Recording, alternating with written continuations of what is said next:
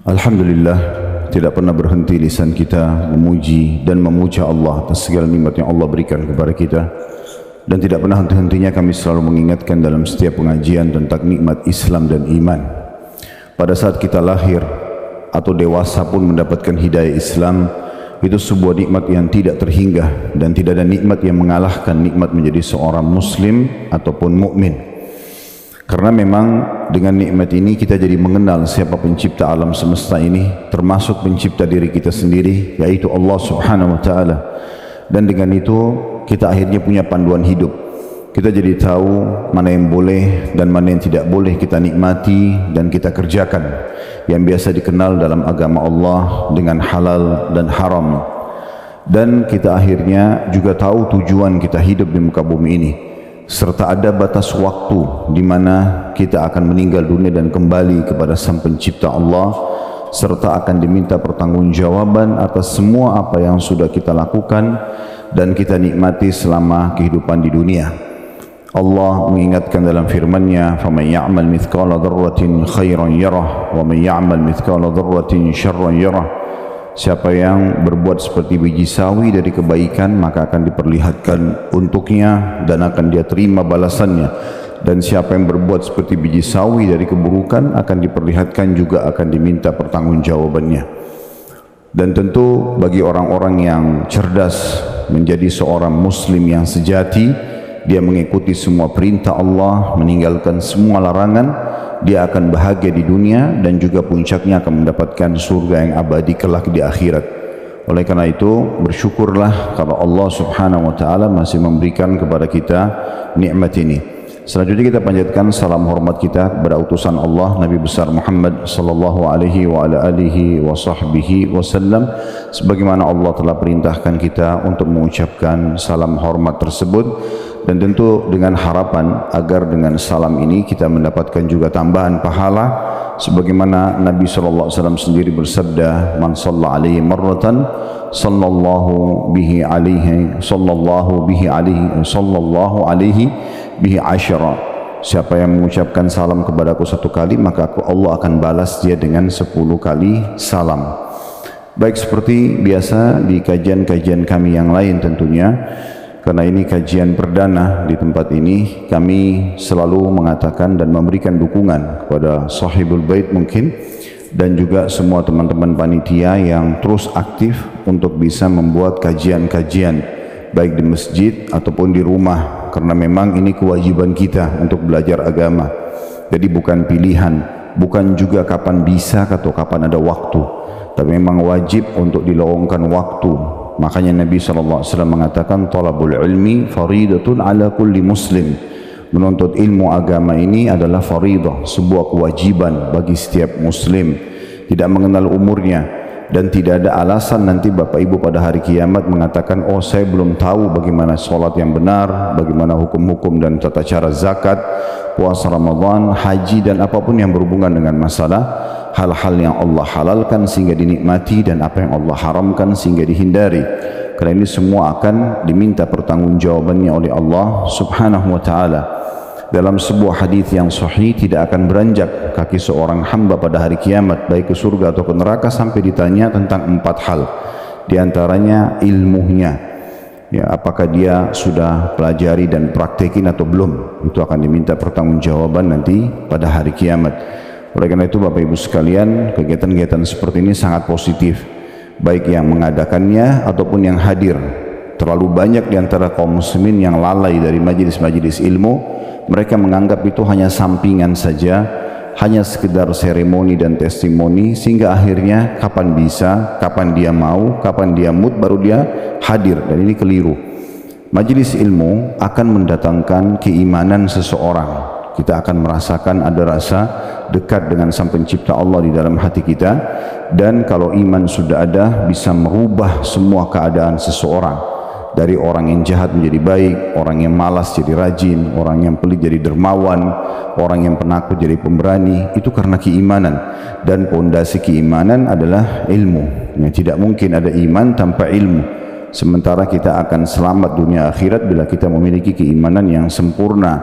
Oleh karena itu majelis ilmu seperti ini penting sekali untuk selalu dihadiri dan juga diadakan. Dan ikhlaskan niat Bapak Ibu sekalian. Kalau tadi ada yang datang hanya karena ajakan temannya, hanya karena tidak enak sama panitia yang mengundang atau pemilik rumah, ataupun misalnya hanya sekedar mau tahu pengajiannya bagus atau tidak, semua ini tidak ada manfaatnya, tidak akan mendatangkan pahala. Niatkan ikhlas karena Allah Subhanahu wa taala. Kata Nabi sallallahu alaihi wasallam, "Innallaha la yaqbalu amalan illa ma kana khalisan liwajhi." Allah tidak akan pernah menerima amalan kecuali yang ikhlas karenanya, betul-betul mengharapkan pahala. Para panitia, sahibul bait, tentu tanpa menggurui, ikhlaskan niat karena ingin mengumpulkan kaum muslimin belajar agama. Kaum muslimin yang hadir murni datang betul-betul bukan karena tidak enak atau karena undangan saja, tapi karena ingin belajar agama. Saya pun sama sebagai pemateri juga sama. Diniatkan betul-betul murni untuk belajar agama atau mengajarkan agama, sehingga kita semuanya akan mendapatkan pahala di sisi Allah Subhanahu wa taala. Keberkahan ilmu akan dirasakan, kita jadi mudah faham, kita jadi mudah praktekin dengan keikhlasan. Kalau Bapak Ibu tidak ikhlas, sehebat apapun penyampaian yang disampaikan, sekeras apapun suara sehingga bisa terdengar dengan baik oleh kuping kita, sebagus apapun buku yang kita bedah, ya, senyaman apapun tempatnya, tidak akan ada berbekas kalau seseorang tidak ikhlas. Tapi kalau dia ikhlas, walaupun kadang-kadang kita cuma mendengarkan cuplikan ceramah 1 menit, tapi di saat kita ikhlas mendengarkannya, maka kita lebih mudah untuk mempraktekannya. Disitulah keberkahan ilmu, ya. Ini poin penting mungkin untuk digarisbawahi, dan selalu kejar keutamaan ilmu itu sendiri. Di antaranya hadis Nabi SAW yang sahih, siapa yang keluar dari rumahnya ikhlas ingin menuntut ilmu karena Allah, maka dicatatkan baginya pahala haji lengkap. Jadi hanya dengan duduk di majelis ilmu itu bisa mendapatkan pahala haji lengkap. Haji itu berapa biayanya, berapa jauh jarak yang bisa didapatkan dengan majelis ilmu. Dalam sebuah hadis yang lain, kata Nabi SAW, Allah itu memiliki malaikat-malaikat yang tugasnya khusus untuk mencari majelis-majelis zikir atau majelis ilmu. Kemudian kalau mereka temukan, mereka memanggil satu sama yang lain sambil mengatakan, kesinilah, ini target kalian. Lalu mereka pun menaungi para orang-orang di majelis ilmu dengan sayap-sayap mereka dari tempat itu sampai ke langit. Jadi mereka sangat banyak. Kemudian setelah itu mereka kembali kepada Allah, Allah pun bertanya kepada mereka, kalian dari mana? Mereka mengatakan, kami dari perkumpulan hamba-hambamu yang sedang mengingatmu. Maka kata Allah Subhanahu wa taala, apakah mereka pernah melihatku? Maka kata para malaikat, belum pernah. Kata Allah, bagaimana kalau mereka melihatku? Kata para malaikat, tentu mereka akan lebih memujimu, mereka akan lebih mentaatimu, lebih memuliakan dan mengagungkanmu. Lalu Allah Subhanahu wa taala mengatakan, apa yang mereka harapkan? Kata para malaikat, mereka berharap surgamu. Lalu kata Allah Subhanahu wa taala kepada para malaikat, dan Allah lebih tahu sebenarnya. Pertanyaan ini hanya Allah ya jadikan sebagai pertanyaan yang dilemparkan kepada malaikat, bukan karena ketidaktahuan. Lalu kata Allah Subhanahu wa taala, apakah mereka sudah pernah lihat surga? Kata para malaikat, belum.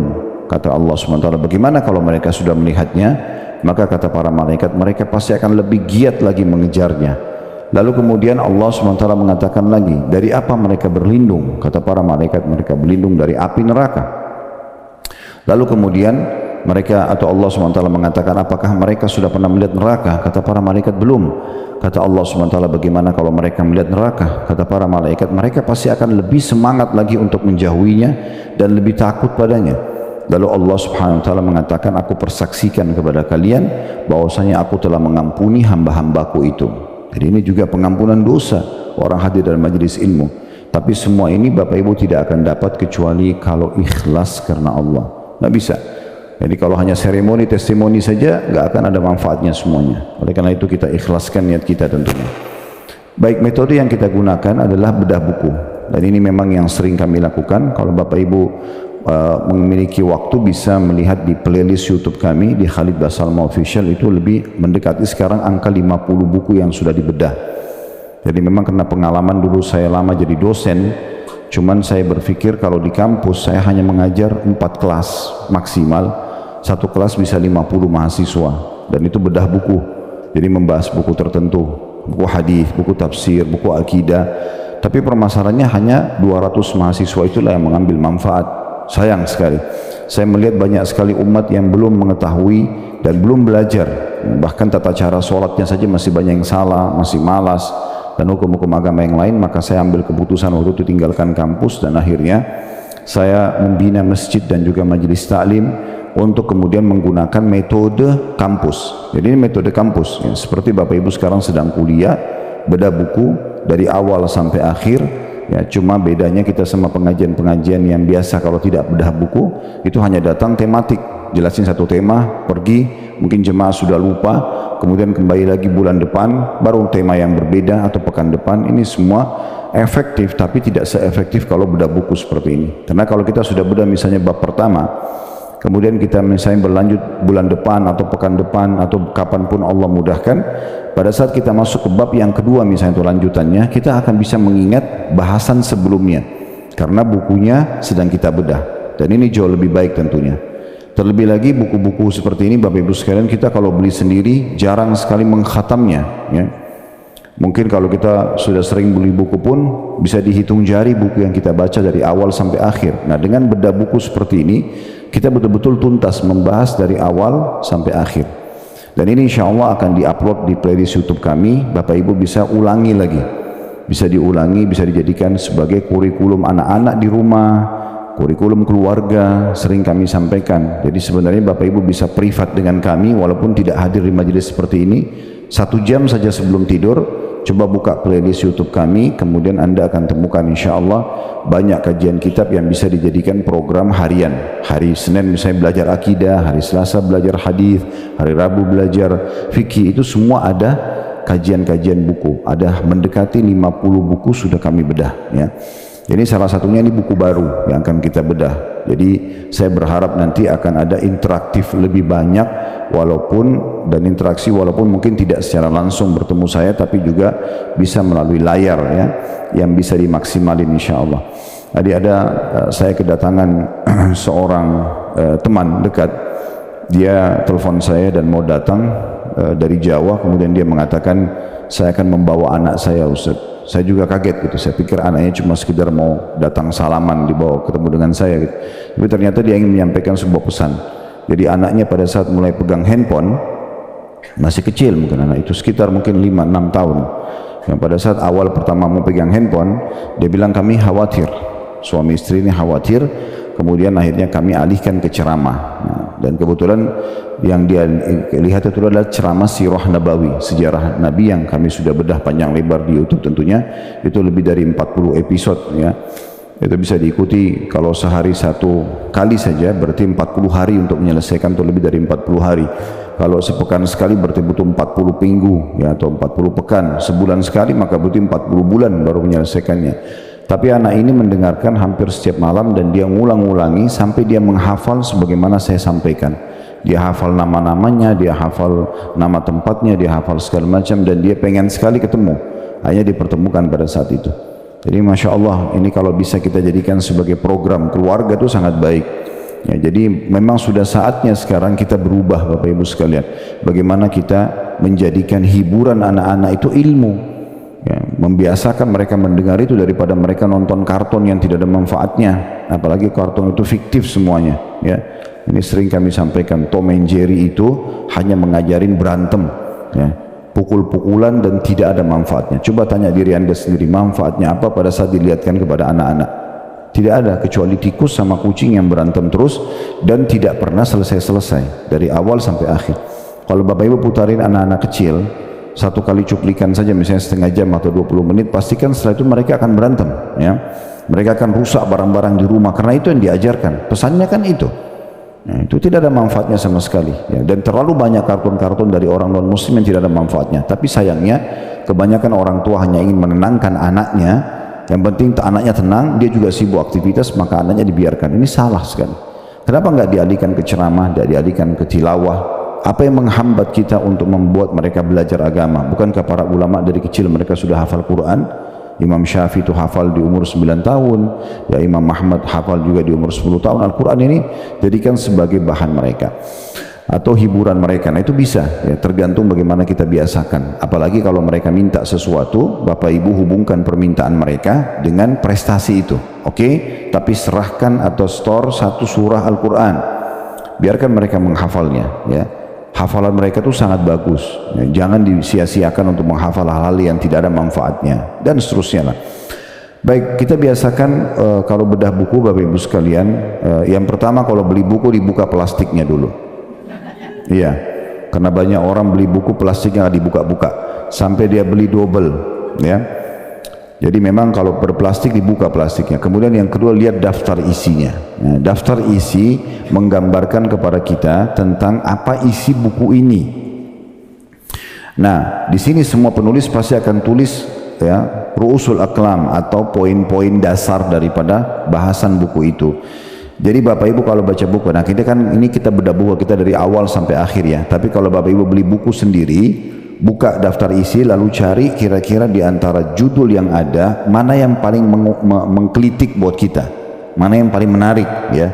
Misalnya dari 10 bab, bab ke-7 nih tentang masalah ini dan itu. Nah, mulai baca dari situ. Nanti itu akan mendongkrak kita untuk menyelesaikan isi buku. Nah, biasa begitu ya. Jadi kalau kita awal langsung baca dari awal sampai akhir, ini biasanya dibedah baru bisa menarik ya. Seperti itulah. Nah, karena kita sedang membaca judul buku kita ini agar doa dikabulkan, ini kita akan membahas panjang lebar semua buku ini tentang masalah doa ya. Dan ini cukup panjang lebar dan detail sekali, sampai kalau kita lihat di daftar isi itu ditulis halamannya sampai halaman 164 ya. Jadi semuanya berisikan tentang masalah doa-doa dari halaman 20 dari halaman 19 maaf ya. Sebenarnya dari halaman 3 ya, tepatnya dari halaman 3 sampai 164. Berarti memang panjang lebar sekali bahasan tentang masalah doa ya, masalah doa. Baik, di sini ditulis oleh Dr. Said bin Ali Wahf Al-Qahtan. Kalau pernah Bapak Ibu lihat buku kumpulan doa sesuai Al-Quran dan Sunnah, agak kecil, seringkali dijadikan sebagai, sekarang bagi teman-teman yang sudah hijrah ikut kajian biasanya dipakai untuk souvenirnya perkawinan. Nah, ini penulisnya beliau, kumpulan doa. Di situ ada 132 doa beliau susun. Nah, kalau ini lebih detail lagi, kalau itu hanya isi doa-doa saja. Ya, dan biasanya kalau dalam bahasa Arab namanya Hisnul Muslim ya, itu di Saudi pun seringkali diterjemahkan oleh pemerintah Saudi melalui badan wakaf di sana, lalu dibagi-bagikan untuk jemaah haji. Jadi kalau jemaah haji, jemaah umroh biasanya dapat hadiah buku-buku terjemahan, itu diantaranya buku beliau. Nah, ini penulisnya. Dan di sini dikatakan setelah agar doa dikabulkan, sebab-sebab terkabul dan tertolaknya doa berdasarkan Al-Quran dan Sunnah. Jadi memang landasannya wahyu, bukan hanya sekedar menyampaikan doa Bapak Ibu diterima begini, doa Bapak Ibu ditolak seperti ini, tapi hanya inisiatif atau ijtihad saja. Tapi ini bukan, ini betul-betul berdasarkan wahyu. Sekilas tentang masalah judul asalnya itu ada di sebelum daftar isi ya, syurutud du'a wa mawani'ul ijabah fi dhawil kitab was sunnah, itu judul aslinya. Baik, di sini ada daftar isi dari halaman 3, definisi dan macam-macam doa akan kita bahas nanti insyaallah setelah pendahuluan. Kemudian pembahasan pertamanya definisi doa itu sendiri, dan ini tradisi para ulama, mereka memang selalu menyebutkan definisi ya. Seperti sholat, apa itu sholat didefinisikan dulu, puasa itu apa didefinisikan dulu supaya ada batasannya. Jadi sholat itu sederhana, misalnya di gerakan-gerakan khusus dan bacaan khusus dimulai dengan takbiratul ihram, diakhiri dengan salam misalnya, itu didefinisikan begitu. Kemudian ada pembahasan kedua, macam-macam doa, terdiri dari doa ibadah, doa permohonan, dan perbedaan antara istighatsah dan doa. Kemudian ada pasal kedua, masalah keutamaan berdoa. Kemudian pasal ketiga, syarat-syarat terkabulnya doa dan hal-hal yang menghalangi terkabulnya. Di sini terbagi pembahasan pertamanya syarat-syarat terkabulkan doa, ada ikhlas, mengikuti Rasulullah SAW, percaya dan yakin akan dikabulkan Allah, menghadirkan hati sewaktu berdoa dan khusyuk, kemudian adanya keinginan yang kuat atau tekad dan kesungguhan dalam berdoa. Pembahasan kedua, beberapa penghalang bagi terkabulnya doa. Yang pertama, leluasa bersenang-senang dengan yang haram ya, tergesa-gesa dan meninggalkan doa, kemudian melakukan maksiat dan perbuatan haram, meninggalkan kewajiban yang diwajibkan oleh Allah, berdoa dengan doa yang mengandung dosa atau pemutusan hubungan silaturahim, Kemudian selanjutnya yang poin ke-6, sebagai hikmah Allah di mana seseorang diberikan yang lebih baik yang diminta dari yang diminta. Ada pasal keempatnya, adab-adab berdoa dan tempat-tempat dan waktu-waktu yang dikabulkannya doa. Pembahasan pertama tentang adab-adab berdoa. Situ ada poin-poinnya panjang lebar tentang masalah memulai dan mengakhiri doa dengan alhamdulillah dan bersalawat kepada Nabi SAW. Berdoa di kala senang dan susah. Tidak berdoa meminta keburukan menimpa keluarga, harta, anak dan diri sendiri. Merendahkan suara ketika berdoa antara terdengar dan berbisik. Merendahkan dan menghinakan diri kepada Allah ketika berdoa, memelas atau merengek kepada Allah dalam berdoa, bertawassul kepada Allah dengan tawassul yang disyariatkan, mengakui dosa dan mensyukuri nikmat saat berdoa, tidak memaksakan diri mempergunakan kata-kata yang bersajak dalam doa, mengulangi doa sampai 3 kali, menghadap kiblat, mengangkat tangan ketika berdoa, berwudu sebelum berdoa bila memungkinkan, menangis ketika berdoa karena takut kepada Allah Subhanahu wa taala, memperlihatkan kebutuhan kepada Allah dan mengadu kepadanya, memulai doa untuk diri sendiri apabila doa tersebut untuk orang lain, tidak berlebihan atau melampaui batas dalam doa, taubat dan mengembalikan hak orang yang diambil secara zalim, berdoa untuk kedua orang tua serta diri sendiri, mendoakan dirinya beserta orang-orang mukmin dan mukminah, tidak berdoa kecuali kepada Allah Subhanahu wa taala saja. Pembahasan kedua ada waktu, keadaan dan momen terkabulkan doa. Malam Lailatul Qadar, setelah solat wajib, di penghujung malam, antara azan dan iqamah, saat mendengarkan panggilan untuk solat wajib, saat iqamah dikumandangkan, di saat hujan turun dan di bawah siraman air hujan, saat perang di jalan Allah berkecamuk, suatu waktu dari bagian malam, satu waktu dari hari Jumat, ketika minum air zam-zam dengan niat yang baik, di saat sujud, ketika terbangun di malam hari dan berdoa dengan doa yang diajarkan Rasulullah SAW, berdoa dengan doanya Zannun atau Nabi Yunus alaihissalam, berdoa saat ditimpa bencana, mendoakan orang sesaat setelah meninggal dunia, ketika membaca doa istiftah berikut, ketika membaca doa istiftah yang berikut ini, maksudnya ada penyebutan tentang beberapa doa-doa istiftah atau iftitah. Kemudian ketika membaca surah Al-Fatihah dengan tadabbur dalam solat, ketika mengangkat kepala dari ruku, saat mengucapkan amin dalam solat apabila bersamaan dengan mengucap atau ucapan amin para malaikat, saat mengucapkan doa setelah ruku, setelah ucapan salawat kepada Nabi SAW pada tasyahud akhir. Ini semua waktu dan tempat-tempat mustajab ya. Sebelum salam dalam solat, ketika mengucapkan titik-titik nanti ada bahasannya. Begitu pula ketika berdoa dengan doa berikut, ada doa-doa yang diajarkan oleh beliau. Doa seorang muslim setelah berwudu dengan doa yang ma'thur atau doa yang diperintahkan. Berdoa di hari Arafah, di padang Arafah bagi yang melaksanakan ibadah haji. Berdoa setelah tergelincir matahari sebelum waktu duhur.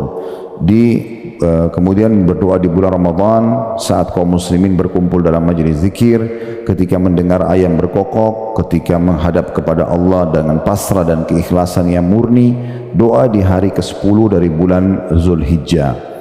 Pembahasan ketiganya tentang tempat-tempat terkabulkan doa ketika melempar jumrah sughra dan wusta di hari-hari tasyrik, ini di musim haji. Berdoa di dalam Ka'bah atau di dalam Hijr Ismail, berdoa di Bukit Safa dan Marwah bagi orang yang umrah dan haji, berdoa di Masy'aril Haram pada hari penyembelihan kurban di Mina, doa orang yang melaksanakan ibadah haji di padang Arafah pada hari wukuf. Kemudian ada pasal kelima tentang jenis-jenis doanya para nabi-nabi dan rasul. Ada doa Nabi Adam, doa Nabi Nuh, Nabi Ibrahim, Nabi Ayyub, Nabi Yunus, Nabi Zakaria, Nabi Yaqub, Nabi Yusuf, Nabi Musa, Nabi Muhammad alaihi wassalatu wassalam. Begitu juga dengan doa para sahabat beliau, doa Rasulullah untuk Anas bin Malik, doa Rasulullah untuk ibunya Abi Hurairah agar masuk Islam, doa Nabi SAW untuk Urwah bin Abu Al-Ja'ad Al-Bariqi, doa Nabi SAW agar kebinasaan menimpa sebagian musuh-musuhnya dan terbukti terkabul, doa Rasulullah SAW agar keburukan menimpa Suraqah bin Malik, doa Rasulullah SAW saat perang Badar, perang Ahzab dan perang Hunain. Pasal ke-6-nya, orang-orang yang doanya mustajab atau dikabulkan, seorang muslim yang berdoa untuk saudaranya sama muslim yang lain yang jauh darinya atau tidak satu lokasi, itu akan diijabah. Doa orang yang dizalimi, doa yang baik dari orang tua untuk anaknya, kemudian doa keburukan dari orang tua untuk anaknya, doa seorang musafir, doa orang yang berpuasa sepanjang hari, termasuk juga doa pada saat dia berbuka. Doa seorang pemimpin yang adil itu akan diijabah, doa anak yang saleh, doa orang yang terbangun dari tidur apabila berdoa dengan doa yang ma'thur atau doa diajarkan oleh Nabi SAW, nanti akan dipelajari ya. Ada yang kalau Bapak Ibu ucapkan pada saat bangun tidur langsung diijabah doa setelah itu. Kemudian doa orang yang dalam keadaan darurat dan atau kesulitan, doa orang yang tidur di malam hari dalam keadaan suci dan berzikir kepada Allah. Nah ini berarti akan diijabah doanya kalau dalam keadaan berwudu ya. Kemudian doa orang yang berdoa dengan doanya Zannun atau doa Nabi Yunus. Doa orang yang tertimpa suatu musibah jika berdoa dengan doa-doa yang ma'thur atau diperintahkan. Doa orang yang berdoa dengan nama Allah yang agung, doa seorang anak yang penuh bakti kepada kedua orang tuanya, doa orang yang sedang melaksanakan ibadah haji, doa orang yang berumrah, doa orang yang berperang di jalan Allah, doa orang yang banyak berzikir, doa orang yang dicintai dan diridhoi oleh Allah. Terakhir pasal ketujuh itu adalah pentingnya doa dan kedudukannya dalam kehidupan. Pembahasan pertama besarnya kebutuhan hamba kepada Rabb-nya. Yang kedua perkara-perkara terpenting yang harus diminta seorang hamba kepada Rabb-nya, seperti mohon petunjuk kepada Allah, mohon pengampunan kepada Allah, mohon surga kepada Allah dan berlindung kepadanya dari api neraka, mohon ampunan dan keselamatan dunia akhirat, mohon kepada Allah keteguhan di atas din atau agama dan akibat yang baik pada setiap urusan, memohon kepada Allah kenikmatan yang langgeng dan perlindungan dari hilangnya kenikmatan tersebut. Dan yang terakhir berlindung kepada Allah dari cobaan yang berat, kesengsaraan yang dalam, ketetapan takdir yang jelek, dan dari kesenangan musuh-musuh. Nah dari daftar isi yang tadi kita baca secara cepat ini, Bapak Ibu nanti bisa melihat, oh kayaknya di poin sekian ini saya lebih tertarik. Bisa dibaca di rumah nanti ya. Kira-kira mana yang paling kita penasaran, mulai baca di situ. Nanti insya Allah tetap akan kita bedah satu persatu ya. Baik, tentu di situ ada pendahuluan yang ditulis oleh penulis, kita akan lewati, kita akan masuk ke pasal pertamanya. Itu di halaman 3. Itu di halaman 3. Ya, namun sebelum kita masuk di sini Bapak Ibu sekalian, saya perlu menyampaikan dulu beberapa poin penting sebagai pembukaan. Yang pertama, doa itu adalah komunikasi dengan Allah Subhanahu wa taala. Itu namanya doa. Komunikasi, konsultasi, curhat, itu semua makna daripada doa, supaya mudah difahami saja ya. Dan memang curhat itu hanya kepada Allah. Kalau sama manusia itu batasannya cuma konsultasi. Bapak Ibu lagi sakit, kalau saya sama seorang dokter, saya sakit kepala dok sudah 2 hari, obatnya apa? Nah, gitu. Nanti dokternya akan bicara, bertanya, dan juga butuh respon dari Bapak Ibu sekalian sesuai dengan bahan konsultasi saja. Jadi tidak perlu curhat sama dokter. Misalnya, dok saya mau cerita dulu ya, dari minggu lalu saya nggak apa-apa kok sebenarnya. Kemudian panjang lebar cerita ternyata cuma sakit kepala, gitu kan? Nah, ini tidak diperlukan. Nah, tapi kalau curhat memang sama Allah Subhanahu Wa Taala. Justru kita hadapi masalah sekecil sampai sebesar apapun, Bapak Ibu wudu, menghadap kiblat, sholat. Ya, kemudian tuangkan semua yang kita inginkan dalam doa kita, keluh kesah semuanya. Dan Allah Subhanahu Wa Taala menginginkan kita berdoa dari hal yang kecil sampai hal yang besar. Perhatikan sabda Nabi SAW, mintalah segala sesuatu kepada Tuhan kalian, termasuk tali sendal kalian yang putus. Ini harus dilatih nih dari awal. Kenapa? Karena banyak orang Bapak Ibu sekalian mau berdoa kalau masalahnya sudah berat. Misalnya sudah sakit nih, dokter sudah angkat tangan nggak bisa sembuh, baru sholat tahajud. Jadi berdoa itu terakhir. Ini keliru. Islam sudah mengajarkan kepada kita sebelum aktivitas berdoa. Perhatikan, sebelum makan berdoa, sebelum minum, sebelum keluar rumah, sebelum pakai baju, sebelum masuk kamar mandi, sebelum interaksi biologi, sebelumnya disuruh berdoa agar kita diberkahi dan dimudahi oleh Allah Subhanahu Wa Taala. Ini yang dimaksudkan, atau dimudahkan urusannya oleh Allah Subhanahu Wa Taala. Jadi fahami dulu poin ini Bapak Ibu sekalian. Karena banyak orang mungkin dia berpikir begini, untuk apa saya berdoa? Saya tidak tahu harus doa apa. Badannya sehat, hartanya lagi melimpah, ya tidak ada masalah rumah tangganya, tidak ada masalah dengan orang-orang. Keliru ini. Justru meminta kepada Allah Subhanahu Wa Taala agar dipertahankan nikmat itu jauh lebih afdal dibandingkan kalau lagi ada masalah minta solusi. Saya ulangi lagi, yang lebih besar pahalanya Bapak Ibu sekalian adalah kalau kita minta kepada Allah agar nikmat yang sedang kita rasakan, kita lagi enak makan, lagi enak minum, badannya lagi sehat, hartanya lagi melimpah, hidupnya lagi bahagia, nggak ada masalah apapun, justru itu puncak doa. Kita minta agar itu dipertahankan supaya jangan berubah. Itu lebih afdal dibandingkan nanti sudah sakit minta kesembuhan, lagi ada masalah sama orang minta diselamatkan. Ini yang dinomor dua kan, yang kedua ini. Yang pertama itu lebih afdal. Makanya kata Nabi SAW, kenalilah Tuhan kalian di saat kalian sedang sulit, di saat kalian sedang lapang, maka dia akan kenali kalian di saat kalian sedang sulit. Jadi kalau ditanya mau nggak diijabah doanya, Bapak Ibu lagi perlu sekali, lagi terdesak, lagi terlilit utang, lagi sakit, lagi ada masalah, dikena fitnah dan segala macam, maka jawabannya adalah berdoa di saat lapang. Jadi justru di saat sehat, di saat kita lagi melimpah nikmat, di situ berdoa terus. Ya Allah, pertahankan nikmat ini, pertahankan kesehatan ini, limpahkan, berkahi dan segala macam. Ya, makanya kita habis makan, habis minum, habis interaksi biologis yang halal, kita selalu disuruh bersyukur. Alhamdulillah. Supaya itu bertahan, Ya, jadi jangan pernah berpikir saya berdoa itu hanya kalau ada masalah. Tidak, keliru. Justru berdoa itu puncaknya di saat kita sedang tidak ada masalah, minta agar nikmat itu dipertahankan. Jadi tidak ada alasan untuk tidak berdoa, ya, tidak ada alasan untuk tidak berdoa. Ini poin penting dulu untuk kita fahami, ya. Makanya dikatakan baginda Nabi SAW itu kalau ada masalah apapun beliau langsung sholat, artinya berdoa, langsung berdoa. Jadi yang pertama adalah dia menyampaikan curhatnya kepada Allah Subhanahu Wa Taala, dan beliau tidak berhenti berdoa sampai beliau melihat hasilnya, terus berdoa. Itu penting sekali. Jangan pernah putus asa dalam berdoa. Mungkin Bapak Ibu tinggal sekali lagi berdoa sudah diijabah, ya. Tapi banyak orang tidak lama dia berhenti, ya. Makanya kata Nabi SAW dalam sebuah hadis, yustajabu li ahadikum malam ya'jal. Pasti diijabah doa seseorang yang terkadang selama dia tidak tergesa-gesa. Maka ada sahabat bertanya, "Wa kaifal istijal?" Bagaimana sebenarnya cirinya orang tergesa-gesa itu ya Rasulullah? Kata Nabi SAW, yaqulu da'autu wa lam yustajabu li fatarakat doa. Dia bilang saya sudah berdoa, belum lihat hasilnya, lalu dia tinggalkan doa. Mungkin tinggal sekali lagi berdoa, tinggal sehari lagi, tinggal sepekan lagi. Kenapa berhenti? Sudah dari awal start, kenapa berhenti di tengah-tengah? Minta terus.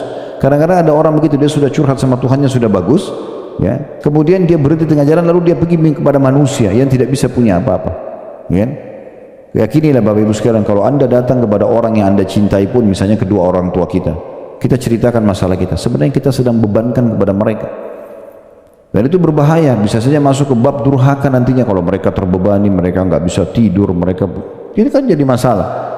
Kalau yang kita ceritakan orang yang kita cintai, kita bebankan pada mereka. Kalau kita doa, ceritakan masalah kita kepada manusia yang tidak mencintai kita atau ada masalah dengan kita, walaupun dia sekarang terlihat teman, setiap saat dia bisa jadikan sebagai senjata untuk menyerang kita.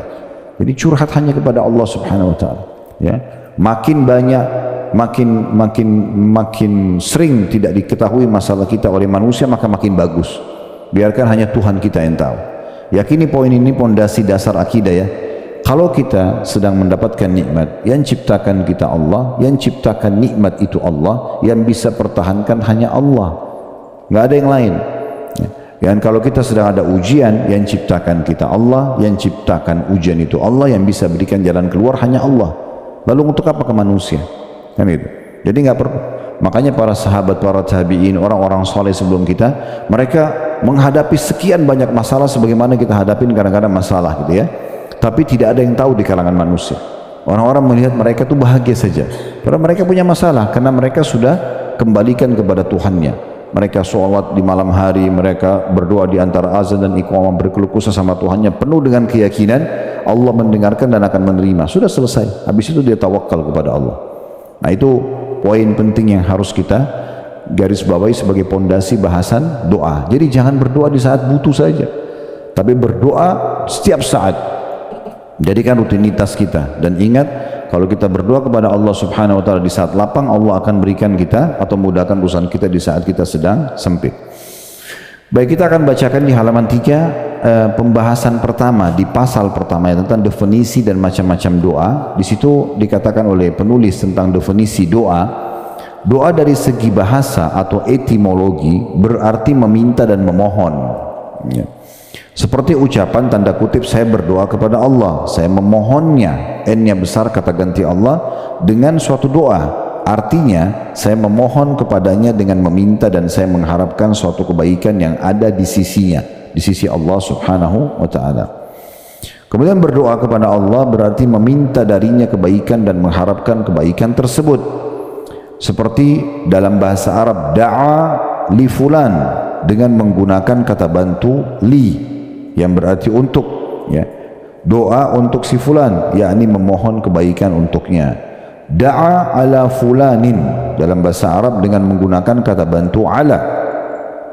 Berarti berdoa atas si fulan yang memohon agar keburukan ditimpa atasnya.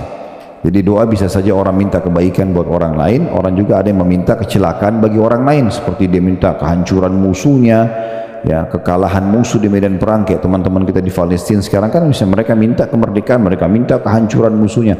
Itu bisa juga terjadi.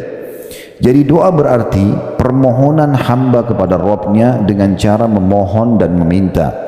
Bisa pula berarti mensucikan, memuji dan makna yang sejenis dengan keduanya.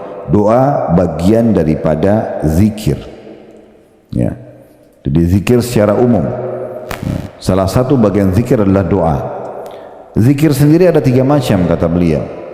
Pertama, mengingat dan menyebut nama-nama dan sifat-sifat Allah dan makna-makna yang dikandung olehnya, dan memuji, mengesahkan Allah dengannya serta mensucikannya dari segala yang tidak patut baginya. Zikir ini terbagi menjadi 2 macam. Yang pertama, ungkapan puji-pujian dari orang yang berzikir kepada Allah Subhanahu wa taala dengan menyebut nama-nama dan sifat-sifatnya. Dan bagian inilah yang disebutkan dalam beberapa hadis seperti subhanallah walhamdulillah wala ilaha illallah wallahu akbar. Maha suci Allah, segala puji hanya bagi Allah, tidak ada Tuhan yang berhak disembah kecuali Allah, dan Allah Maha besar. Yang kedua, memberitakan tentang hukum-hukum yang berkenaan dengan nama-nama dan sifat-sifatnya. Seperti Anda mengatakan Allah yang Maha Agung, Allah yang Maha Kuasa atas segala sesuatu. Dia lebih suka dengan taubat hambanya daripada orang yang menemui tunggangannya atau kendaraan yang hilang. Dia mendengar suara hamba-hambanya, dia melihat aktivitas mereka, tiada sesuatu pun yang tersembunyi darinya, dan Allah lebih menyayangi mereka dari kasih sayang kedua orang tua mereka terhadap mereka. Jadi di sini penulis coba menjelaskan dulu kepada kita sebagai tambahan informasi, dan ini berarti kaya sekali ilmu yang disampaikan. Kalau doa bagian daripada zikir, nah dia tidak cukup sampai di situ, dia ingin menjelaskan tambahan informasi tentang zikir itu sendiri. Beliau menjelaskan kalau zikir itu terbagi menjadi 2. Ada yang memang menyebut nama Allah, ya, dan ini terbagi 2 lagi. Ada seperti zikir astagfirullah, subhanallah, alhamdulillah, wa la ilaha illallah akbar, misalnya, itu termasuk bagian. Ada juga kalau Bapak Ibu menyebutkan misalnya Allah Maha Besar, Allah Maha Agung, Allah itu melihat hamba-hambanya. Kita kalau ngomong begitu kepada orang lain itu kita juga sedang berzikir. Kita juga sedang berzikir karena kita sedang mengingatkan orang lain agar kembali ke Tuhannya. Maka itu juga masuk dalam makna zikrullah, ya. Jadi zikir itu bukan hanya sekedar mengucapkan memuji nama-nama Allah dengan lisan kita saja, tapi mengajak orang lain pun dan mengingatkan, masuk dalamnya zikir. Makanya ulama sepakat mengatakan majlis ilmu adalah majlis zikir, ya. Seperti kita sekarang menyebutkan seperti ini, maka ini bagian daripada zikrullah. Bagian kedua dari zikir adalah mengingat dan menyebut perintah Allah, larangannya, halal dan haram, dan segala hukum yang ditetapkannya, dengan bersikap melakukan perintahnya dan meninggalkan larangannya, mengharamkan apa yang diharamkannya dan menghalalkan apa yang dihalalkannya. Zikir seperti ini juga ada 2 macam. Jadi di sini maksudnya majelis ilmu lebih tepatnya, ya, mengingatkan tentang halal haram. Zikir seperti ini ada 2. Yang pertama, mengingat Allah dengan memberitakan bahwasanya Dia memerintahkan perkara ini, melarang dari perkara ini, Dia menyukai ini, membenci perkara ini, dan ridho dalam masalah ini.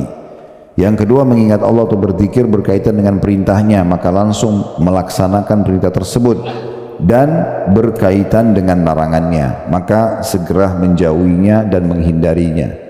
Jadi di sini beliau ingin menyampaikan tentang masalah zikir itu ada 3 macam, ya. Kalau yang pertama intinya adalah penyebutan dengan lisan, ya. Baik itu kita mengatakan subhanallah, alhamdulillah, wa la ilaha illallah, Allahu akbar, atau kita mengatakan Allah maha besar, Allah sangat penyayang terhadap hamba-hambanya. Misalnya ibu dalam doa dan bapak sekalian bilang, ya Allah, zat yang telah menciptakan alam semesta ini, zat yang mengizinkan aku mengangkat tangan ini, mengucapkan doa-doa ini, itu juga zikir namanya. Ya, itu juga zikir. Bagian kedua adalah mengingat Allah dengan larangan dan juga segala hukum yang ditetapkan, sehingga kita mengingat bahwasanya Allah memerintahkan ini, Allah melarang itu, baik untuk diri kita atau kita sampaikan kepada orang lain, ya. Kemudian juga langsung mempraktekkan ya apa yang diperintahkan. Misalnya Bapak Ibu menjadi sini begini, dengar satu perintah langsung dipraktikin, atau misalnya ada yang dilarang langsung Ibu berhenti dan Bapak sekalian berhenti dari itu namanya zikir juga. Bagian ketiga, mengingat dan menyebut anugerah, nikmat dan kebaikan Allah. Ini termasuk zikir yang paling agung. Zikir yang disebutkan di atas berjumlah 5 macam, ya. Di sini maksudnya adalah zikir juga bisa terbagi menjadi 3 macam. Di sini yang dimaksud yang di poin ketiga adalah bagaimana seseorang hamba mengingat dan mengenang kebaikan Allah, seperti kita jadi lahir di muka bumi ini, atau Bapak Ibu melihat memperbesarkan nikmat Allah, seperti misalnya orang punya rumah ini, maka Bapak Ibu pemilik rumah coba merenungi kembali bagaimana posisi rumah ini berada di mana dibandingkan dengan orang-orang yang tidak memiliki di wilayah yang sama, mungkin ukurannya, mungkin setiap jengkal dari rumah ini, semua nikmat itu dibesarkan. Satu piring makanan pun itu bisa kita berzikir kepada Allah dengan pahala yang sangat besar, dengan merenungi bagaimana kita bisa menyuapkan makanan itu ke mulut kita, bagaimana lidah kita masih bisa membedakan rasa pedas, asam dan segala macam. Itu termasuk zikrullah semua, termasuk adalah zikrullah, ya. Kemudian beliau mengatakan zikir juga bisa terbagi menjadi 3 macam, yaitu zikir dengan menggunakan hati dan lidah, dan ini merupakan tingkat zikir yang paling tinggi. Jadi Bapak Ibu berzikir dalam hati, berzikir juga dengan lidah. Misalnya kita bilang subhanallah dengan lisan, tapi hati kita merenungi makna subhanallah itu. Kita bilang alhamdulillah, hati kita merenungi tentang nikmat Allah, syukur itu, maka itu yang paling afdal zikir. Yang kedua, zikir dengan menggunakan hati saja, dan ini merupakan tingkat kedua. Orang mengingat dalam hati tapi lisannya tidak bilang subhanallah, gitu ya. Kemudian yang ketiga, zikir dengan menggunakan lisan, ya. Zikir ini menduduki tingkat ketiga. Misalnya Bapak Ibu habis sholat, subhanallah, subhanallah, alhamdulillah, misalnya Allah Akbar, tapi itu cuma lisan, hatinya nggak ikut, itu juga tetap dapat pahala. Tapi ini level terendah dari zikir. Yang tertinggi hati sama lisan, yang kedua cuma hati saja, yang ketiga hanya lisan saja. Jadi definisi zikir adalah melepaskan diri dari sifat lalai dan lupa kepada Allah. Yang dimaksud dengan lalai ialah meninggalkan sesuatu dengan usaha manusia itu sendiri, sedangkan lupa ialah meninggalkan setanpa usaha dari manusia itu sendiri. Jadi maksudnya di sini beliau ingin titik beratkan poin bahwasanya dari semua kesimpulan itu berarti zikir itu definisinya ini. Ya, kalau yang mau tandain di garis bawahi tadi sudah ada definisi doa di depan, ini sekarang definisi zikir. Ya, adalah di situ dikatakan definisi zikir adalah melepaskan diri dari sifat lalai dan lupa kepada Allah. Itulah zikir. Melepaskan diri, ya, dari sifat lalai dan lupa kepada Allah. Ini saking kita bukan di kelas kampus, ya. Kalau kelas kampus saya sedikit lebih tegas, ya. Biasanya saya bilang, ini akan keluar di ujian, ya. Nah, biasanya mahasiswanya cepat-cepat terus stabilo langsung, ya. Nah, ini akan keluar di ujian karena definisi itu penting, ya. Tapi karena kita nggak ada ujiannya, jadi Bapak Ibu saya bilang garis bawahi ini definisinya, karena supaya kita tahu, oh apa itu doa, apa itu zikir, ya. Dari semua panjang lebar yang dijelaskan tadi oleh beliau ingin sampaikan sebuah poin penting definisinya. Berarti orang yang berzikir adalah orang yang melepaskan diri dari sifat lalai dan lupa kepada Allah. Jadi di saat kita selalu mengingat Allah, berarti kita dianggap berzikir walaupun lisan kita tidak mengucapkannya. Baik, selanjutnya zikir mempunyai 3 tingkatan. Yang pertama zikir zahir, yaitu pujian kepada Allah Subhanahu wa taala. Nampak, terdengar seperti orang bilang subhanallah, alhamdulillah, wa la ilaha illallah, Allah akbar tadi. Atau zikir yang mengandung doa seperti dalam firman Allah Subhanahu wa taala dalam surah Al-A'raf ayat 23. Surah Al-A'raf ayat 23. yang bunyinya qala rabbana zalamna anfusana wa in lam taghfir lana wa tarhamna lanakunanna minal khasirin. Ini potongan ayat dari surah Al-A'raf ayat 23. Keduanya berkata, ya Rabb kami telah menganiaya diri kami sendiri. Jika engkau tidak mengampuni kami dan memberikan rahmat kepada kami, niscaya pastilah kami termasuk orang-orang yang merugi. Ya, ini doa Nabi Adam alaihissalam dengan istrinya Hawa, ya, pada saat mereka melanggar perintah Allah subhanahu wa ta'ala. Juga seperti orang membaca ya Hayyu ya Qayyum birahmatika astaghith. Wahai Tuhan yang maha hidup dan Tuhan yang maha mengurusi makhluknya, dengan rahmatmu lah aku mohon atau memohon diselamatkan. Atau berzikir dalam kurung mengingat dan menyebut dengan memohon perlindungan Allah seperti ungkapan Allah bersertaku, Allah melihatku, Allah menyaksikanku, dan yang semisalnya yang bertujuan membantu agar kehadiran Allah lebih dapat terasakan. Begitu pula untuk kepentingan memelihara hati, menjaga tata krama di hadapan Allah, menghindari kealpaan diri, juga memohon perlindungan kepada Allah dari syaitan dan kejahatan manusia. Ya. Jadi kalau kita simpulkan sebenarnya di poin ini tentang masalah zikir yang zahir, berarti Bapak Ibu selalu melantunkan zikir dengan suara.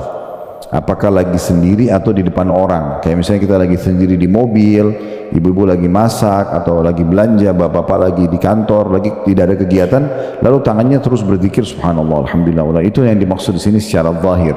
Terus aja berzikir. Nanti kalau lagi ngomong sama orang, baru dia ngomong yang lain ya. Tapi kalau tidak diam maka selalu berzikir.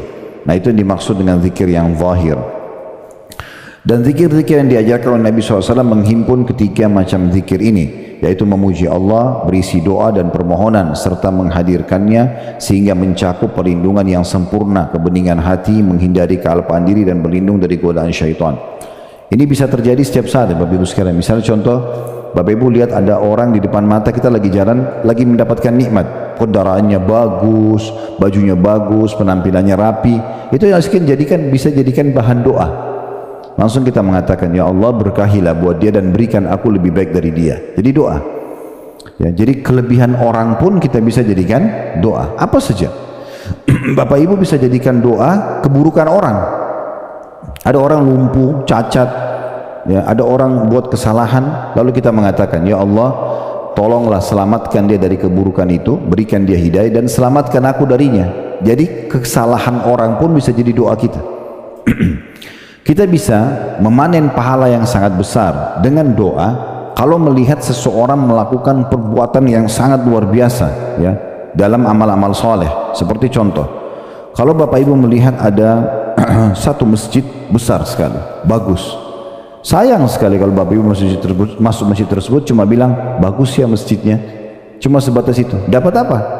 Nggak dapat apa-apa, cuma pujian saja.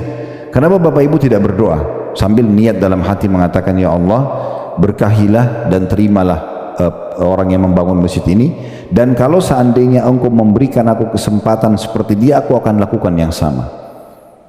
Ini bisa berbalik pahala, bukan berbalik apa yang didapat oleh pembangun masjid tersebut, Bapak Ibu dapat juga dengan doa ini. Ini yang kata Nabi SAW, manusia 4 macam. Yang pertama, yang paling baik, yang Allah kasih ilmu dan harta. Dia udah pintar agama, dia kaya raya, lalu dia habiskan keduanya di jalan Allah. Ini orang yang terbaik ya. Misalnya dia uang yang dia miliki dari sumber halal, lalu dia bangun masjid, rumah anak yatim, dia sedekah, dia silaturahim keluarga, pokoknya hartanya semua dipakai di jalan Allah kebaikan dengan ilmu dia. Ini orang yang terbaik. Makanya Bapak Ibu jadikan bagian daripada doanya, ya Allah jadikanlah aku hambamu yang kau karuniai ilmu dan harta. Ini yang baik-baik. Dan menghabiskan, jangan lupa ditambah dan menghabiskannya di jalanmu ya, maksudnya kita menggunakan ilmu tersebut dan harta tersebut di jalan Allah. Ini orang yang terbaik. Yang kedua, ini jadi saksi bahasan kita, adalah orang yang Allah kasih ilmu saja tapi nggak dikasih harta. Dia pintar, dia tahu bangun masjid itu pahalanya besar ya, dia tahu kalau silaturahim keluarga atau infak untuk keluarga itu pahalanya besar misalnya, tapi dia nggak punya harta. Cuman kata Nabi SAW, dia dengan ikhlas dari hatinya berkata, dia sambil melihat golongan pertama tadi yang Allah kasih ilmu dan harta, dia bilang, ya Allah kalau seandainya engkau mengaruniakan aku seperti engkau karuniakan golongan pertama tadi, yang bangun masjid, rumah anak yatim, tapi dia tidak bisa lakukan karena tidak punya harta. Kalau engkau berikan aku kesempatan seperti dia, aku akan lakukan yang sama. Kata Nabi SAW, dengan niat dan doa yang baiknya ini, fahuma fi ajri sawa, maka mereka sama pahalanya. Jadi kalau lewat di sebuah masjid, rumah anak yatim, apa sajalah, orang lagi pergi haji, orang lagi pergi umroh, jangan cuma bilang oh iya ya, itu tidak ada manfaatnya. Oh bagus ya, atau hanya puji orang. Enggak. Bagaimana kita langsung tunggangi kebaikan itu agar kita berdoa juga kepada Allah supaya Allah berikan kita seperti yang sama. Jadi dengan niat dan doa yang baik itu, walaupun kita belum sempat lakukan, kita akan diberikan pahalanya. Nah gitu ya. Oleh karena itu kebaikan orang lain, ya, kelebihan orang lain kita bisa berdoa untuk kita diberikan yang sama. Amal soleh mereka juga kita bisa dapatkan dengan kita berdoa, dan keburukan orang lain kita bisa berlindung dari Allah SWT atau kepada Allah dari keburukan tersebut. Nah ini bagian-bagian daripada zikir yang zahir, yang nampak, doa yang nampak. Yang kedua, ada zikir khafi atau samar-samar, yaitu zikir yang menggunakan hati semata agar terhindar dari sifat lalai dan lupa yang merupakan penghalang antara Rabb dan hati manusia. Keharusan hati untuk menghadirkan Allah menjadikannya seolah-olah melihat Allah, ya. Jadi dimaksud sini adalah zikir khafi atau samar-samar, zikir yang menggunakan hati saja atau hati semata, ya. Jadi hati ini memang Bapak Ibu sekalian usahakan tidak diisi dengan hal-hal yang sifatnya duniawi. Duniawi itu hanya sebatas di mata dan pikiran, sebatas di pikiran kita saja. Misalnya makanan, pakaian, kendaraan, itu tidak boleh masuk dalam hati. Jangan dimasukin dalam hati, ya. Dalam hati itu hanya hal-hal yang berhubungan dengan apa yang Allah perintahkan kepada kita. Misalnya kita berharap masuk ke dalam surga, ya. Kalaupun hati kita senang, senang karena kita mendapatkan nikmat Allah. Kalau kita sedih, sedih karena kehilangan nikmat Allah itu. Jadi jangan dimasukkan urusan dunia. Dunia ini kecil, ya. Nggak dapat makanan kesukaan, nggak dapat baju, nggak dapat kerjaan, itu dunia. Biasakan aja, ya. Makanya dikatakan oleh Sa'id bin Musayyib rahimahullah, seorang ulama tabi'in, aku telah bertemu dengan generasi, maksudnya para sahabat, yang mereka sama sekali tidak pernah terpengaruh atau merasa sedih dengan kehilangannya seluruh dunia yang mereka miliki. Mau kehilangan harta, mau kehilangan apa, tidak peduli, mereka nggak ada masalah. Seperti tidak terjadi apa-apa. Tapi mereka akan merasa sedih yang dalam hati mereka kalau mereka ketinggalan satu kewajiban yang Allah perintahkan, telat sholat subuh, ya, atau kehilangan sholat sunnah, ya, kehilangan kesempatan zikir. Nah itu baru kita sedih. Jadi banyak orang salah tempatkan ini. Kesedihan tidak ada gunanya. Sedih hanya kita tidak dapat makanan kesukaan, untuk apa? Ya, terutama ibu-ibu kadang-kadang bawa perasaan gitu ya. Jadi nggak dapat makanan kesukaan sudah jadi bahan cerita 1 minggu. Untuk apa? Biasa aja. Nggak dapat makanan itu pindah ke makanan yang lain. Nggak dapat baju itu pindah ke baju yang lain, kan selesai. Dunia kecil, jangan dibesar-besarkan. Akhirnya nanti hati kita dipenuhi dengan dunia, kita tidak bisa berzikir kepada Allah. Nah itu yang perlu difahami. Jadi hati itu jangan diisi kecuali hanya Allah subhanahu wa ta'ala saja.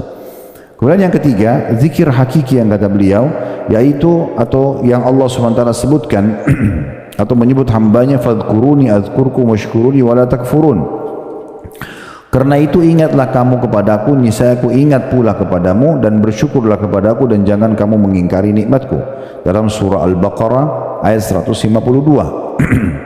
Dan Rasulullah sallallahu alaihi wasallam bersabda, yaqulullahu ta'ala ana 'inda dhanni 'abdi bi wa ana ma'ahu idza dzakarani fa in dzakarani fi nafsi dzakartu fi nafsi wa in dzakarani fi mala'in dzakartu fi mala'in khairin minhum wa in taqarraba ilayya shibran bi shibrin taqarrabtu ilaihi dhira'an. Saya ulangi, wa in taqarraba ilayya bi shibrin taqarrabtu ilaihi dhira'an wa in taqarraba ilayya dhira'an taqarrabtu ilaihi ba'an wa in atani yamshi ataituhu harwala. Allah Ta'ala berfirman, aku bertindak berdasarkan sangkaan hambaku kepadaku. Ini tolong digaris bawahi dulu ya. Jadi Bapak Ibu kalau mau hidup tentram, maka Allah akan berikan kita sesuai dengan prasangka kita pada Allah. Jadi kayak misalnya kita sakit nih, oh kayaknya Allah tidak akan sembuhkan saya, itu prasangka, maka Allah kasih seperti itu, tidak sembuh-sembuh. Tapi kalau prasangkanya, Allah cuma uji saya sebentar, Allah akan sembuhkan, saya akan berdoa, saya akan sedekah supaya Allah sembuhkan, Allah kasih seperti dengan itu sesuai dengan prasangka. Jadi nggak boleh seburuk apapun sesuatu depan mata kita, tetap bersangka baik kepada Allah, karena Allah itu lebih faham kenapa Allah datangkan ujian itu kepada kita. Berapa banyak orang tidak jadi menikah dengan seseorang, tidak jadi buka usaha, partner bisnis dengan seseorang, ternyata kebaikan besar buat dia. Berapa banyak? Dia tidak tahu, Allah lebih tahu. Tapi Allah selamatkan dia. Cuma memang kata kuncinya, Bapak Ibu selalu memang hubungkan dengan Allah. Misalnya kita baru mau buka usaha, baru mau menikah, baru mau ini, minta tolong kepada Allah. Ya Allah berkahi, ya Allah mudahkan. Kalau Allah tidak kasih, sangka baik sama Allah, berarti itu yang terbaik. Di situ kita akan tenang. Ada satu orang dosen, saya berbagi dulu, di Ummul Qura, namanya Dr. Muhammad. Beliau menceritakan di salah satu kisah berhubungan dengan masalah sahabat dekatnya. Sahabat dekatnya ini orang soleh, laki-laki, melamar seorang wanita di Mekah terjadi, dan sudah ditentukan tanggalnya. Nah ternyata 2 bulan sebelum kejadian pernikahan tersebut dibatalkan oleh si pihak perempuan tanpa sebab. Orang tua perempuan pun didatangi oleh si laki-laki ini, ditanya kenapa, mereka juga tidak tahu. Pokoknya perempuan ini hanya minta satu saja, batalkan pernikahan, tidak mau sama laki-laki ini. Tadi awalnya sudah sepakat nih, seperti itu kejadiannya.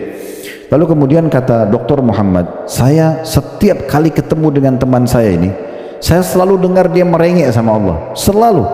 Antara azan dan iqamah, ada kesempatan lagi sholat malam, selalu ya Allah kembalikan perempuan itu buat saya sudah suka dia mohon-mohon sama Allah. Kalau didengar doanya ini harusnya diijabah. Kata Dr. Muhammad, kadang-kadang karena saya kesiannya melihat dia berdoa, saya juga berdoa, ya Allah berikan apa yang dia minta, gitu kan? Iya, begitu kisahnya.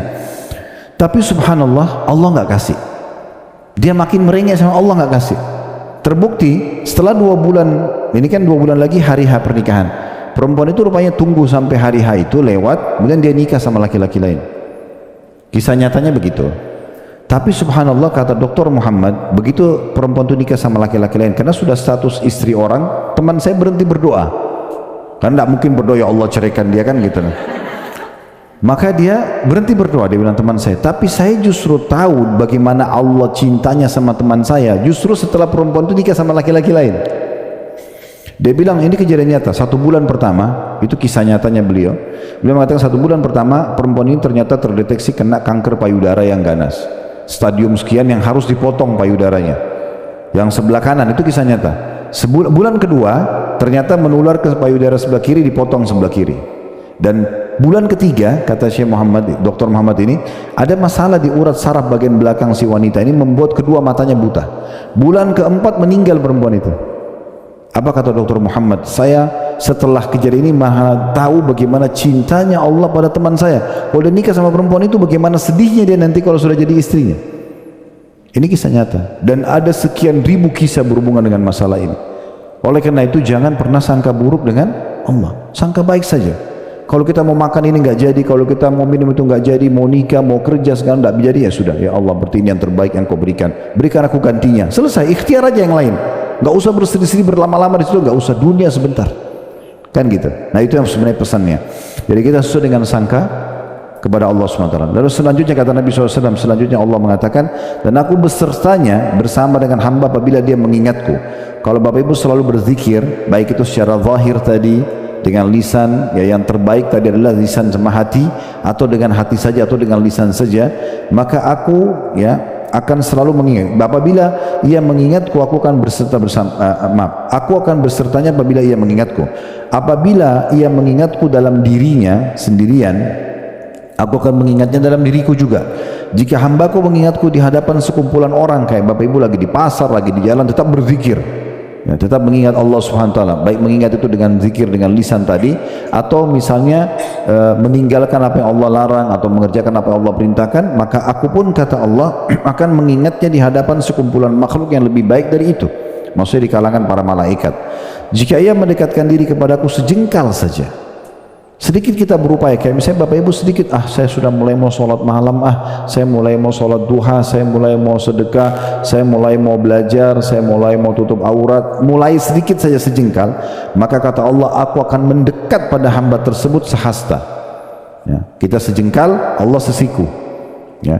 Kemudian selanjutnya, jika ia mendekatkan diri kepadaku sehasta, sesiku, aku akan mendekat kepadanya sedepah, satu lengan.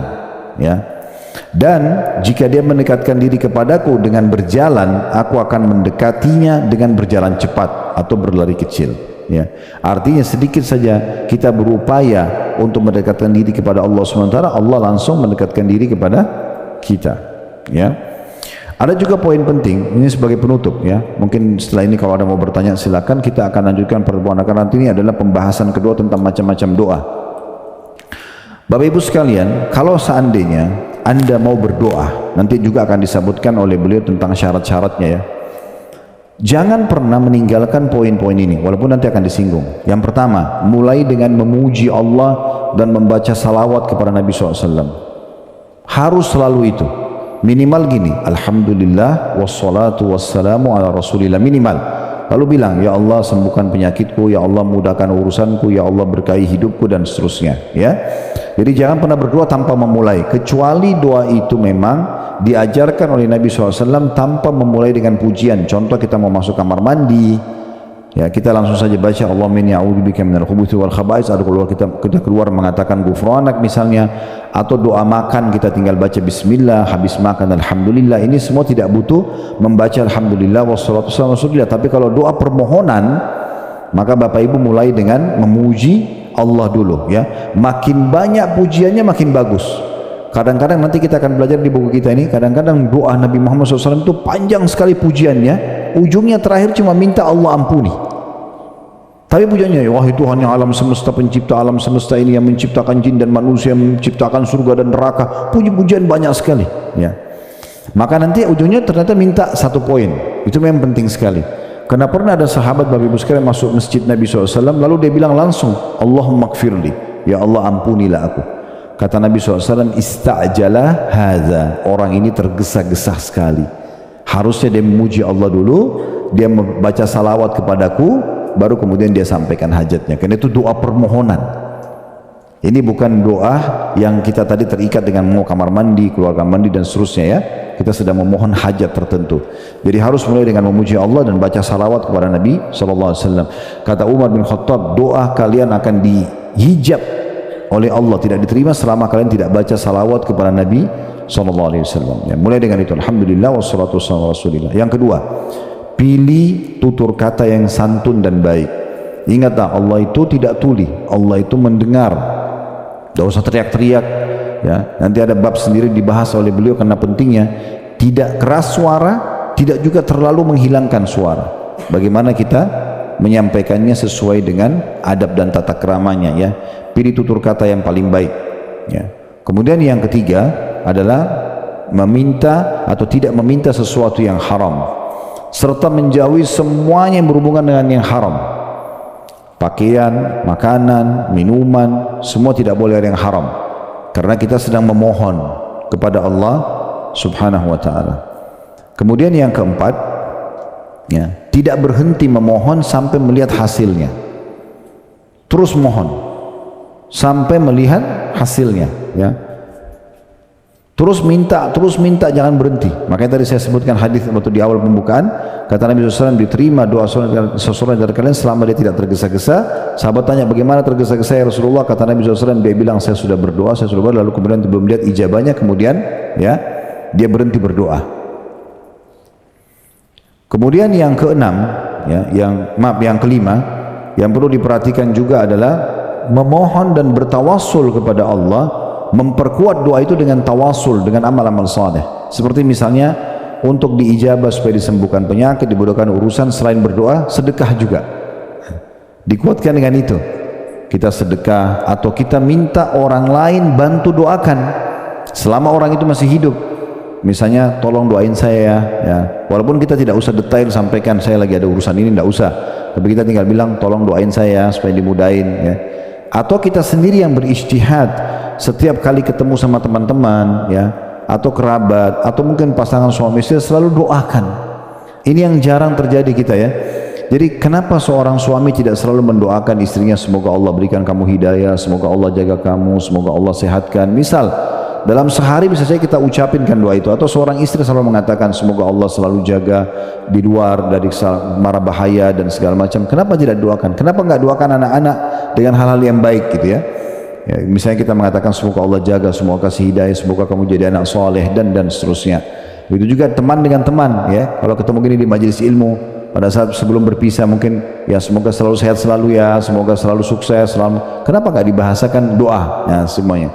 Jadi kita bisa tawasul dengan amal saleh, diantaranya dengan bersedekah dan juga minta orang lain doakan. Ini termasuk yang penting. Yang keenam adalah tidak atau memaksimalkan lah ya waktu-waktu mustajab. Nah, seperti contoh yang sering luput dari kita itu antara azan dan iqamah Bapak Ibu sekalian. Itu waktunya pendek sekali. Makanya kalau mau sholat, apalagi kalau sholatnya di masjid, itu usahakan datang sebelum azan ya. Pas azan sambil jawab muadzin, habis azan itu kan waktu mustajab. Maksimal itu biasanya 10 menit. Kalaupun pakai biasa jam digital di masjid-masjid itu biasa 10 menit ya. Kalau di masjid 15, kalau di Masjidil Haram Mekah Madinah itu biasanya sampai 15 menit, tapi kita biasa 5 sampai 10 menit. Ini waktunya pendek sekali. Ibu-ibu juga kalau lagi di rumah dengerin azan misalnya terkumandangkan, pas selesai azan itu waktu mustajab, berhenti dulu aktivitas yang lainnya, berdoa dulu, hadap kiblat, angkat tangan, alhamdulillah wassalatu wassalamu ala rasulillah, sampaikan hajatnya di situ ya. Dan ingat, doa-doa itu atau semua jenis ibadah Bapak Ibu sekalian, kalau kita biasakan untuk melakukannya, kita maksimal di situ, maka secara otomatis Allah akan berkahi di situ. Kayak misalnya gini, mungkin ibu, kadang-kadang bapak sekalian berdoa, lalu tidak tahu mau ucapin doa apa lagi, lalu ditutup dengan salawat kepada Nabi, ya, kemudian tutup doanya. Tapi kalau kita rutinkan, seminggu sering berdoa, sebulan sering berdoa, nanti muncul dari lisan kita doa kita tidak pernah terfikir sebelumnya. Allah berkahi di situ. Tiba-tiba kita ucapin tutur kata yang kayak dari mana nih, kita kayak nggak tahu gitu. Nah, itu sering terjadi. Ya, tapi keberkahan akan datang. Yang terakhir Bapak Ibu sekalian, harus diikuti dengan keyakinan. Ya, ini sesuai dengan sabda Nabi SAW. Ini yang ketujuh ya. Udu rabbakum muqinuna bil ijabah, fa inna Allah la yaqbalu du'a min qalbin ghafil. Berdoalah kalian kepada Tuhan kalian dengan penuh keyakinan, karena Allah tidak akan menerima doa dari hati yang lalai. Ya, jadi kalau cuma ngucapin lisan saja begitu doanya tanpa hadir hatinya, ini nggak bisa ya. Saya tidak yakin Allah terima nggak sih? Jadi makin yakin maka makin besar peluang untuk diterima. Ya, makin besar peluang untuk diterima. Dan ingat juga tadi yang poin yang saya bilang ya, kalau Bapak Ibu sedang berdoa, jangan berhenti sampai melihat hasilnya ya. Berdoa terus. Karena ada sebuah riwayat penting untuk kita renungi. Kata Nabi SAW, kalau Allah mendengar doa yang indah dari seorang hamba, saya Bapak Ibu betul-betul merenungi doanya, meresapi dan mengeluh kesah, yakin Allah sedang mendengar, maka Allah menerlambatkan ijabahnya. Begitu hadisnya, Allah menerlambatkan ijabahnya. Kalau Allah mendengar doa yang indah dari seorang hamba, Allah menerlambatkan ijabahnya. Tujuannya apa? Agar hamba tersebut tetap dalam doa. Coba bisa bayangkan gini, kalau kita lagi sakit, ya Allah sembuhin saya, langsung tiba-tiba sembuh, masih berdoa kah? Allah terlambatkan 3 hari, 1 minggu, supaya kita terus berdoa.